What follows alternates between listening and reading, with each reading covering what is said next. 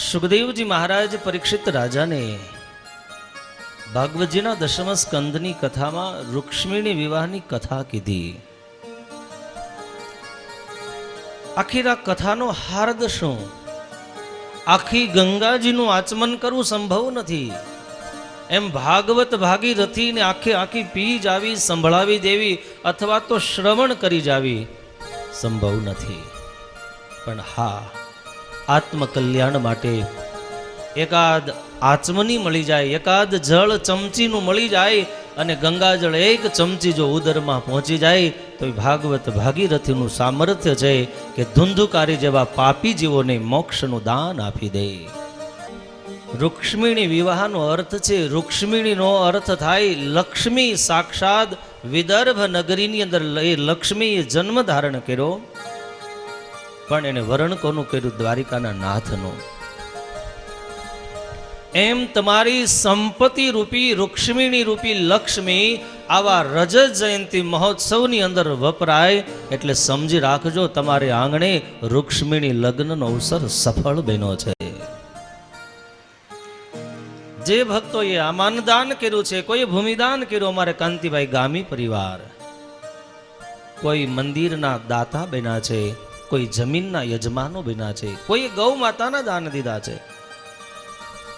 બસ આનો અર્થ રૂક્ષ્મિણી વિવાહ છે. કમાયેલી સદલક્ષ્મી, નીતિની લક્ષ્મી આવા સદ કાર્યમાં વપરાય. ભક્તો મરી ગયા પછી કોઈ પાછળ કથા કરાવે અને એ કેટલે સુધી પહોંચે?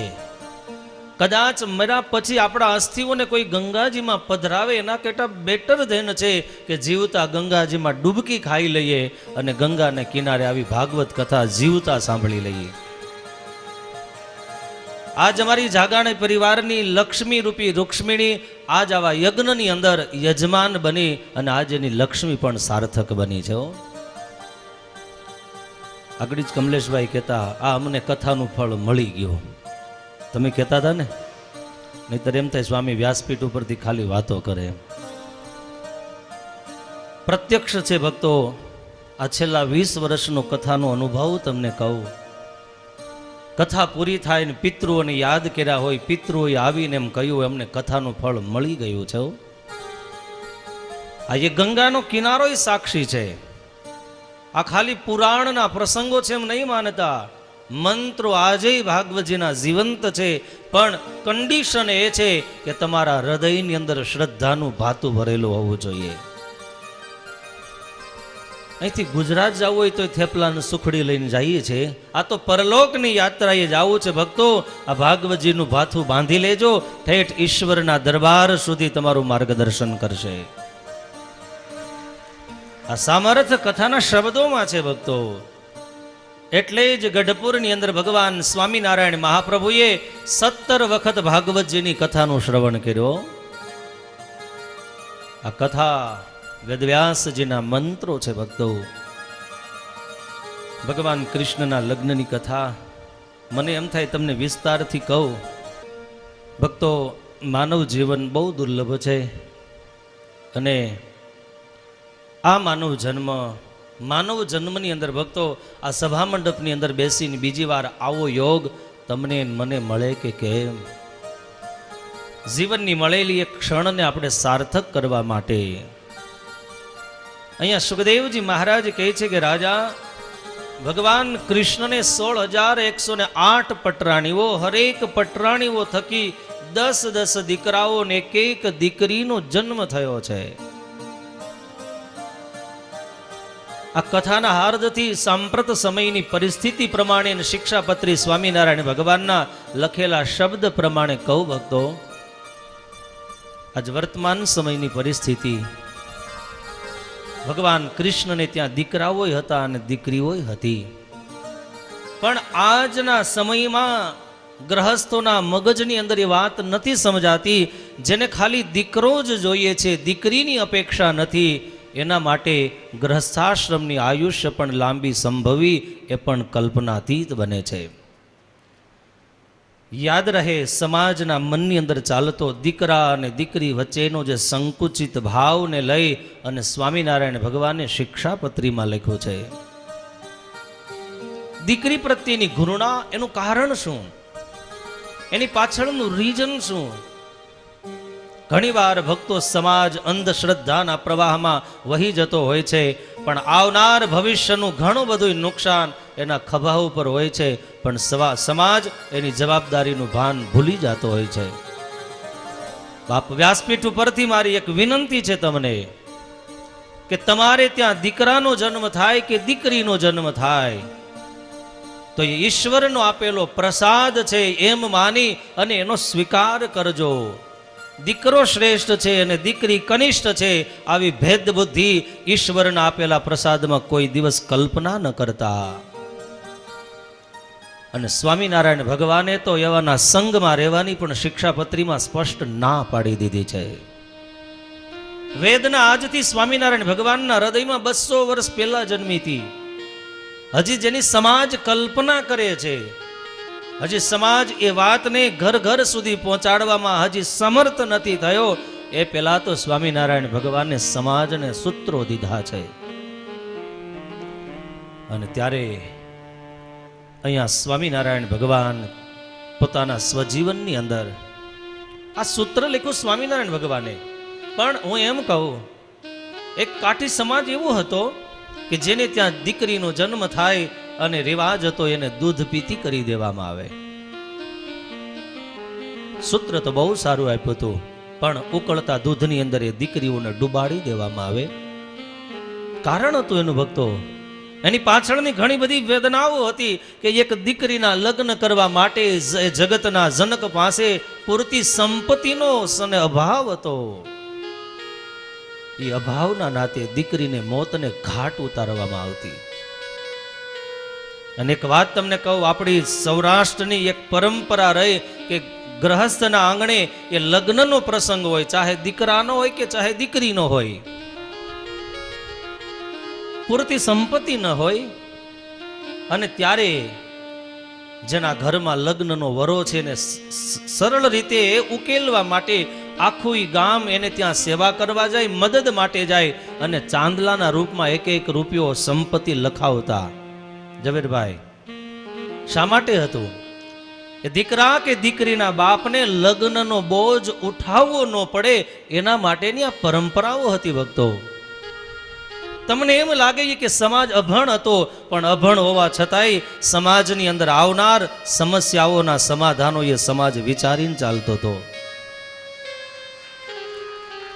આજે આપણે જમવા જઈએ છીએ, 150, 200, 500 ની ડીશ હોય, પણ ચાંદલો લખાવવાનો થાય 100 રૂપિયા 200 ની નોટ કાઢીએ.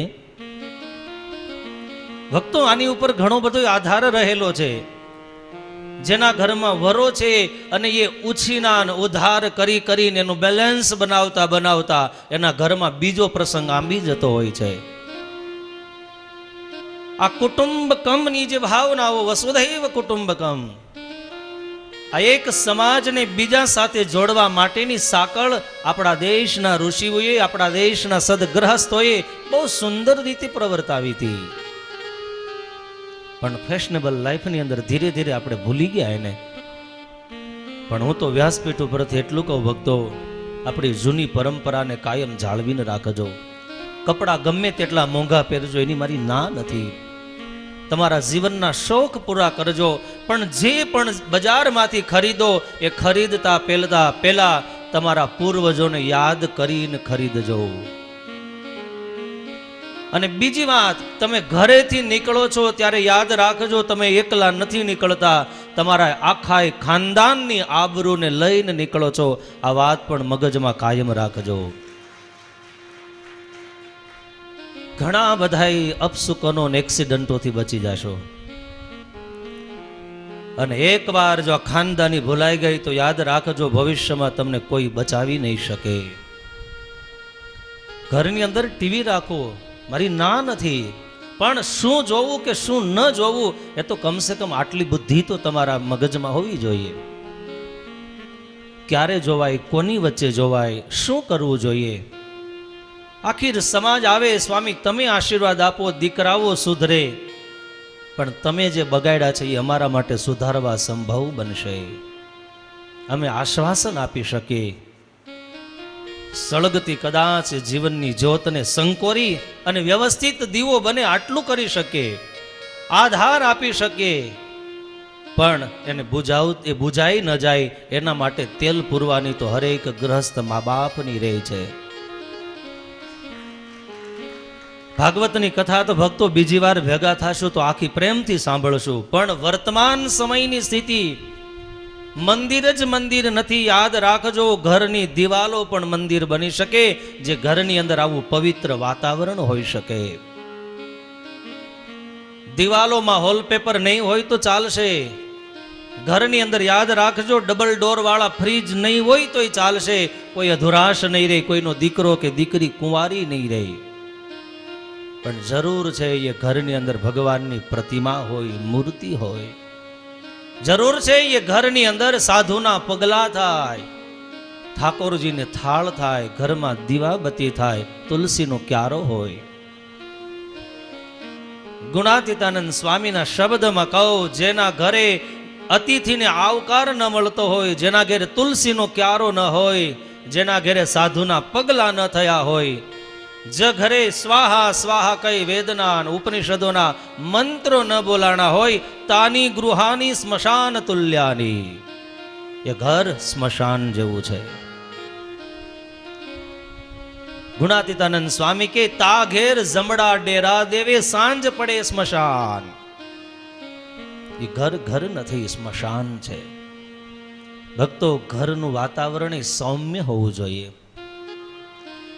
ઘરની અંદર એ સંભવ છે, પણ થોડાક મોડિફાઈ થવા માટે એક વ્યાસપીઠ ઉપરથી મંત્ર છે મારા હરેક મા બાપને. તમે તમારા મા બાપની બહુ મર્યાદા રાખી, કારણ એ પરંપરાઓ હતી, એ ઊંચે અવાજે બાપની સામે ન બોલી શકાય. વડીલ બેઠો હોય ત્યાં સુધી એ માણસે વ્યવસ્થિત વ્યવહાર કરવો પડે, પણ હવે જમાનો બદલાઈ ગયો. હવે થોડા મોડિફાઈ થઈ, તમારું માની જ લેશે. તમે ઊંચી અવાજે કહેશો તો જ માનશે. આવું કદાચ આજના યુગમાં હવે સંભવ દેખાતું નથી. અને ત્યારે નીતિના સૂત્રો છે ભગત. અમુક 12 વર્ષ સુધી દીકરા દીકરીઓ સાથે લાલન પાલન અને તાડનનો વ્યવહાર, અમુક ઉંમર પછી એની સાથે મિત્રવતનો વ્યવહાર બતાવ્યો. અને ત્યારે ભક્તો, અહીંયા જે સુખદેવજી મહારાજે પરીક્ષિત રાજાને 10 દીકરાઓ એક દીકરીઓના પ્રસંગ કહી અને સમાજની સમસ્યાઓના અહીંયા સર્જનો કરવામાં આવ્યા છે. એક સુંદર મજાના આદર્શો પ્રસ્થાપિત કરવામાં આવ્યા છે. આગળ જતા દાઉજી સાથે રૂકમીનો યુદ્ધ થયું, યુદ્ધમાં રૂકમીનો વધ થયો, એ કથા કીધી. ત્યારબાદ આગળ જતા ભગવાન કૃષ્ણના દીકરા જેનું નામ અનિરુદ્ધ છે, એ અનિરુદ્ધનું બીજું લગ્ન બાણાસુરની પુત્રી ઉષા સાથે થયું, એ કથા કહેવામાં આવી. બાણાસુરની દીકરી ઉષા, આમ તો એના લગ્ન 3 વાર થયા. પતિ એનો એકવાર સ્વપ્નમાં થયા, બીજી વાર એની સખી ચિત્રલેખાએ કરી દીધા, અને ત્રીજી વાર વિધિવત થયા. આ ઉષાની કથા એટલે ઉષા શબ્દને અપભ્રંશ કરી અને જે ચૈત્ર મહિનામાં વાંચવામાં આવતું ઓખા અરણની કથા છે. મહર્ષિ વેદવ્યાસજી ભાગવતજીની અંદર એ કથા કહી, અને એ જ બાણાસુર ભગવાન શિવજીનો ભક્ત હતો. ભગવાન શિવ અને શામળિયાનું યુદ્ધ થયું, એ કથા કહી. અને ત્યારબાદ એક અધ્યાયમાં નૃગ ચરિત્રની કથા આવે છે. નૃગ ચરિત્રની કથાનો સારાંશ તમને કહું. અજાણતા રાજા નૃગ બહુ દાની હતા, અસંખ્ય ગાયોના દાન દીધા, પણ આપેલી એક ગાય દાનમાં દીધી હતી બ્રાહ્મણને. એ બ્રાહ્મણની ગાય એ ચરવા માટે ગઈ છે, અને બીજાના ગાયો ધણ ભેગી ભળી ગઈ. આખી એના બંનેના વચ્ચે ટકરાવ થઈ.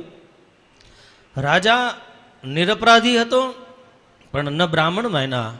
આખીર બ્રાહ્મણ એને શ્રાપ દીધો, અને શ્રાપનો ભોગતા મહારાજ નૃગ બન્યા, જેના લીધેથી નૃગ રાજાને કાકીડાનો જન્મ લેવો પડ્યો હતો.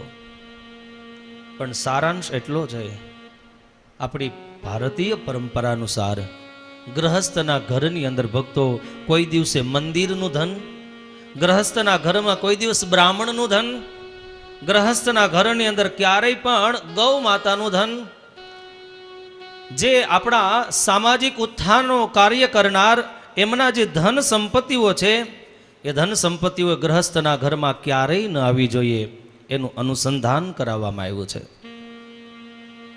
નીતિશાસ્ત્ર એમ કહે, કદાચ બ્રાહ્મણનું, ગાયોનું, સાધુનું, મંદિરોનું, મઠનું ધન ગ્રહસ્થના ઘરમાં આવે તો કેટલા વર્ષ રહે?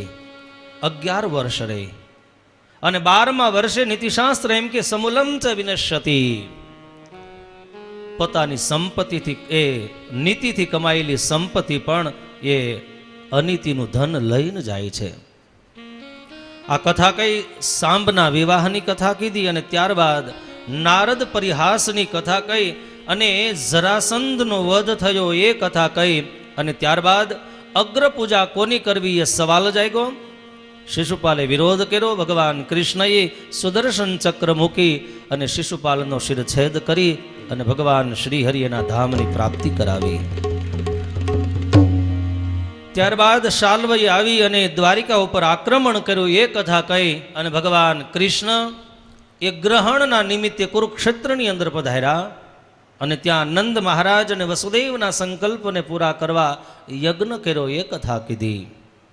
અને ત્યારબાદ આગળ મહારાજ પરીક્ષિતે હાથ જોડ્યા, બ્રહ્મન આપ કૃપા કરી અને ભગવાન કૃષ્ણએ જેને સખ્ય ભાવ આપ્યો, મિત્રપણું આપ્યું, એ ભગવાન કૃષ્ણના પરમ મિત્ર, પરમ સખા એવા સુદામા ચરિત્રની કથા મને કૃપા કરીને કહો.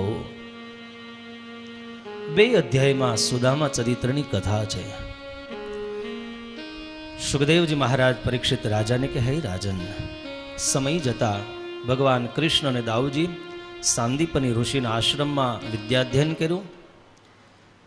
બંને અલગ થયા. સુદામા આવી સુદામપુરીમાં રહેવા લાગ્યા. પણ સુદામાની સ્થિતિ કંઈક અલગ હતી. કૃષ્ણ સ્યા સિત સખા કશ્ચિત બ્રાહ્મણો બ્રહ્મવિત્તમ વિરક્ત ઇન્દ્રિયાર્થેષુ પ્રશાંતાત્મા જીતેન્દ્રિય. સુદામા કેવા? બહુ ગરીબ હતા એમ નહીં. સુદામાનો પરિચય આપ્યો, વિરક્ત ઇન્દ્રિયાર્થેષુ. ભાગવતજીને સંપત્તિ સાથે કોઈ સંબંધ નથી, એક વાત નક્કી કરી રાખજો. ભાગવતજીને તો ભાવવાળો ભક્ત ગમે છે.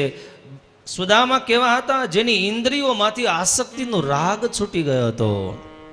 પ્રશાંત આત્મા, ઈશ્વરનું આરાધન અને પોતાની આજીવિકાના સાધનમાંથી જે મળે એ જમી અને કનૈયાનું ભજન કરવું, આ જ જેની આજીવિકા હતી. વળી કેવા? જીતેન્દ્રિય, જેની એકેય ઇન્દ્રિયોમાં ક્યાંય આશા કે અપેક્ષાઓ ન હતી. આવો સુદામા સમય જતા ગ્રસ્તાશ્રમનો સ્વીકાર કર્યો. એને ત્યાં દીકરાઓ થયા. સમય જતા સુદામાના નાના નાના બાળકો એની માતા સુશીલાને કહે છે, માં અમને ભોજન આપ.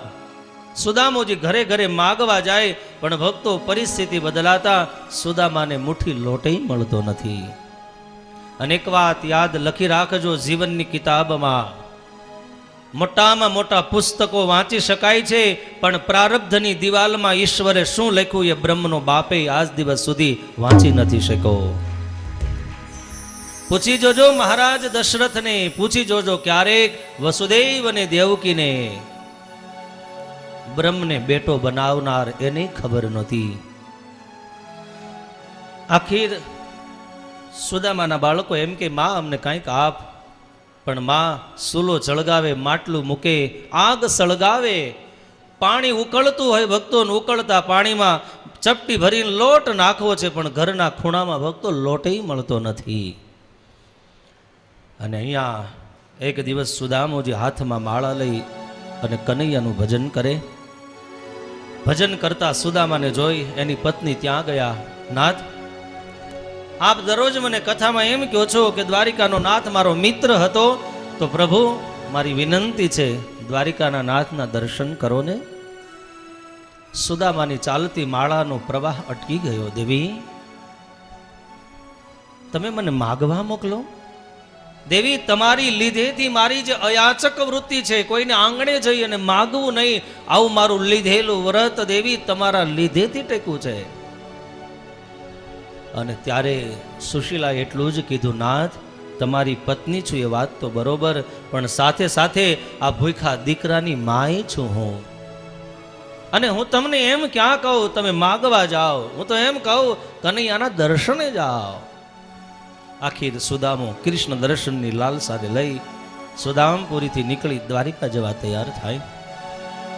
અહીંયા સ્વયં અમારો કવિ લખે, હારે જુઓ સુદામાજી દ્વારિકામાં જાય છે, હારે જુઓ સુદામાજી દ્વારિકામાં જાય છે, હારે જુઓ સુદામોજી દ્વારિકામાં જાય છે, હારે જુઓ સુદામોજી દ્વારિકામાં જાય છે.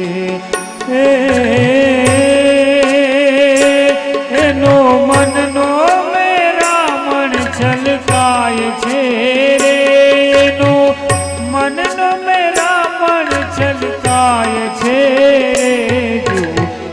સુદામાજી દ્વારિકામાં જાય છે, હારે જુઓ સુદામાજી દ્વારિકામાં જાય છે.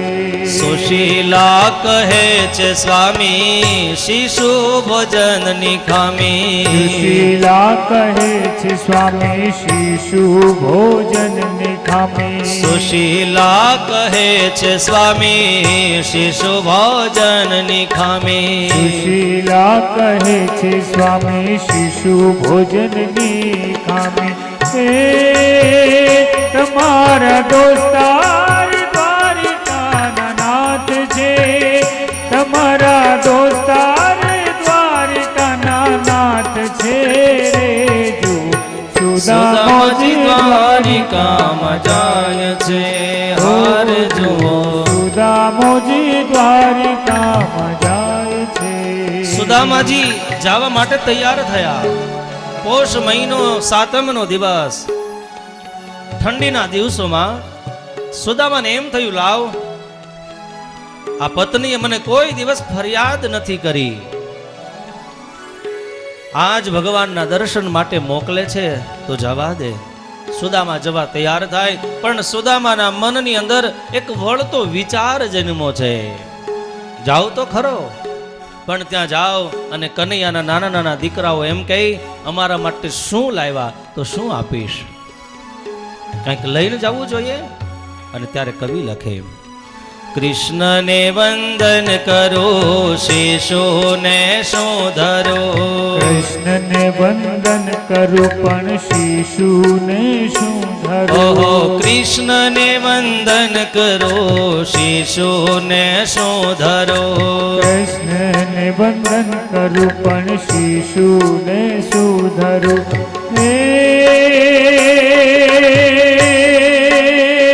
હે જી જગમાં કેવી ફજતી થાય છે રે, મારી જગમાં કેવી ફજતી થાય છે રે. જુઓ સુદામાજી દ્વારિકામાં જાય છે, હારે જુઓ સુદામાજી દ્વારિકામાં જાય છે. સુદામાજી ચાલતા થયા. સુશીલાએ 3 મુઠ્ઠી પૌવા લઈ અને આજ સુદામાની લાકડી રૂપી યષ્ટિકાએ બાંધી દીધા. પણ ભક્તો એ સુદામાને ખબર છે ઘરેથી તો નીકળી ગયો પણ દ્વારિકા કેટલી દૂર છે. અને ભક્તો હું તો એટલું જ કહું, ભગવાન પાસે દરરોજ માગજો કે આપણા દુશ્મનની કોઈ દી ગરીબી નો આપ્યો.